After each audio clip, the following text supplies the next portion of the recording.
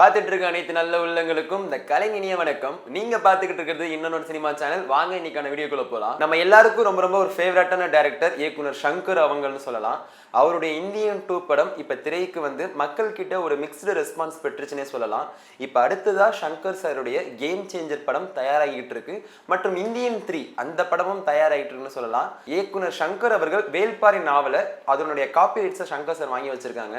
அது மட்டும் இல்லாமல் இப்போ ரீசெண்டாக அவருடைய எக்ஸ் தளத்தில் ஒரு பதிவு இட்டிருக்காரு. இப்போ ரீசெண்டாக எக்ஸ் தளத்தில் ஒரு பதிவு செஞ்சுருக்காங்க. என்னன்னு பார்த்தீங்கன்னா, வேல்பாரியோட நாவல் உரிமை என்கிட்ட இருக்குது. இப்போ நான் ரீசெண்டாக பார்க்குற சில ட்ரெய்லரில் அந்த வேல்பாரியோடைய முக்கியமான காட்சிகள் காட்சியிடப்பட்டிருக்கு. அதை பார்க்குறப்ப ஒரு உரிமையாளராக ஒரு காப்பிரைட் ஹோல்டரா எனக்கு ரொம்ப ஒரு கஷ்டத்தை தருது, ஒரு வேதனையும் தருதுன்னு சொல்றாங்க. வேல்பாரி நாவலை ஸ்கிரீனுக்கு எடுத்துட்டு வரதுக்கு தான் அதனுடைய ரைட்டிங் ப்ராசஸ்ல நான் இருக்கேன். இன்னும் கூடிய சீக்கிரத்துல வேல்பாரி நாவலை நீங்க ஸ்கிரீன்ல பார்க்கலாம் அப்படின்னு சொல்லிருக்காங்க.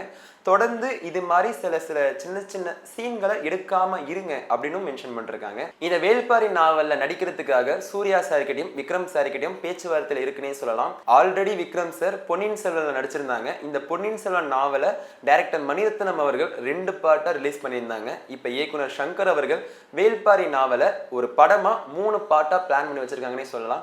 வேல்பாரி நாவல் நீங்க படிச்சிருக்கீங்களா? அதை படிச்சதுல உங்களுக்கு எந்தெந்த கேரக்டர் பிடிக்கும்னு கீழே கமெண்ட் பண்ணுங்க. தொடர்ந்து இது மாதிரி வீடியோக்களை பார்க்க இன்னொரு சினிமா சேனலை சப்ஸ்கிரைப் பண்ணுங்க.